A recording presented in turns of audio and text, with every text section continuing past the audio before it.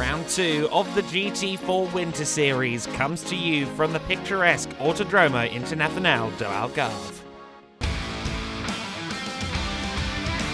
For the first time this weekend, it is the elite Motorsport McLaren on the front row with Tom Leben at the wheel that does not lead it into turn 1 because look at the Forsetti car, a brilliant start, very, very wide. MotoGP machines going airborne in motorcycle racing. None of that in these cars as they're side by side into the first corner. Joel Mesh surely can't hold it around the outside, or can he? Well, he's run it very wide. Looks like he's just taking off in a rocket ship into the sky, covering off the space, but Joel Mesh gets into the lead there, carried the speed around the outside of the final corner. Around the outside goes Matthew Martins, co-driven with Emil Yerdrum, of course. To the inside line, though, goes the 15 car, making a move for second place, meanwhile, as Matthew Martins, and I don't think they made contact, a 5.3 seconds, and oh, goodness me, it's close.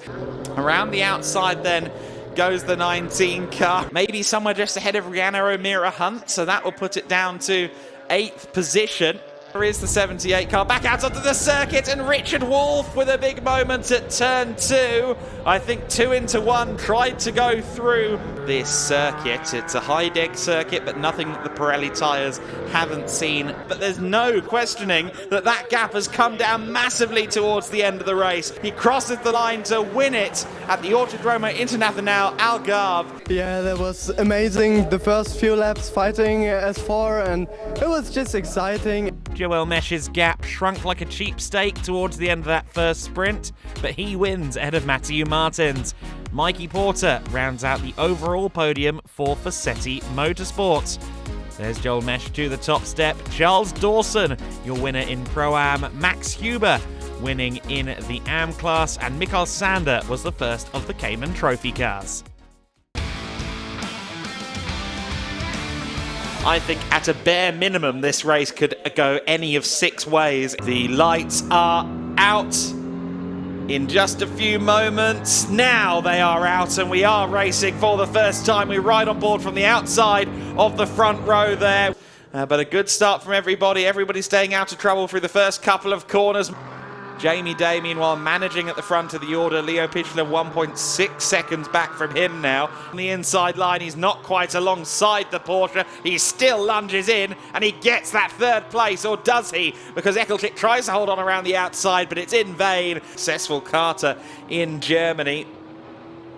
And to the inside goes Sander. Nice move, but cutting back is Enrico Federer there. Such a disparity between the cars in size as Richard Wolff tags the back of Mikael Sander. Rackle at the wheel, and the 110 car of Enrico Federer just getting back through. Thomas Rackle, much like Federer in the early stages of his car racing career, and they're both scrapping hard. And oh, goodness me, a little too close for comfort there with Richard Wolff. And let's see what Yerdrum can do into the first corner. That was very bold. I tensed up a little bit there as we dip down once again through turns 8 and then into 9, which is almost blind at this point of the morning. Win number 2 for Jamie Day and for Forsetti Motorsport in the inaugural GT4 Winter Series. Motorsport car's going to be side by side, but it will be Federer just that wins it. It's just going from strength to strength each weekend, and we'll see what we can do in the endurance later. Controlled performance from Mikey Day, a Pro-Am win for Leo Pichler. Am goes to Alberto Di Martin, and Enrico Federer takes the Caymans.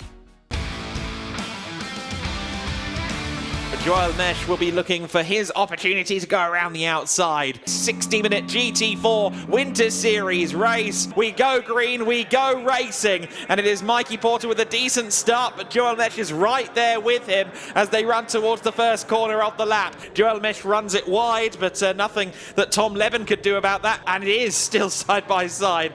Mikey Porter did hold on. He's still got the inside line at turn 5. You see the recovery crews then working. This safety car is going to have a skewing effect on the race to an extent then.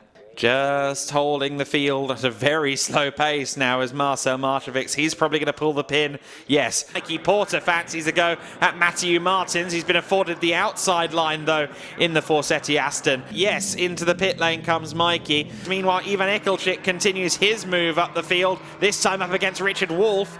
Ooh, as we have the move going on. I was just looking at the timing screen, but move for 5th place. Motorsports BMW heads out, and oh, the lead is changed. The lead is changed with the car slowing. Jägel Hishin tries his best to hold off Rihanna O'Meara Hunt, and they're being joined by the lead battle in the Cayman Trophy. Rihanna will be hoping that these two Cayman Trophy cars can maybe part the seas for her. And Roberto Faria is slowing.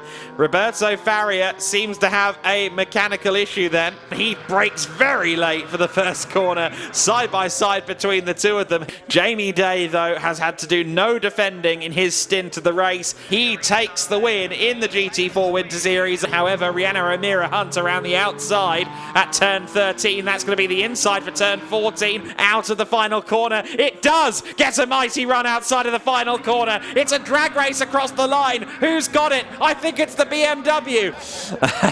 Celebrations. Matt George getting an embrace there from Jamie Day. It's been a while. Thanks to Jamie and all the team for doing an amazing job. Day and Porter's win gives the Forsetti Motorsport duo the championship lead. Pichler and father Andreas Huffler take second overall and win Pro-Am, while Neil Montserrat and Alberto Di Martin are your winners in the AM class. On his first weekend, Franz Linden wins the Caymans, along with coach Arne Hoffmeister. And now onward to Jerez.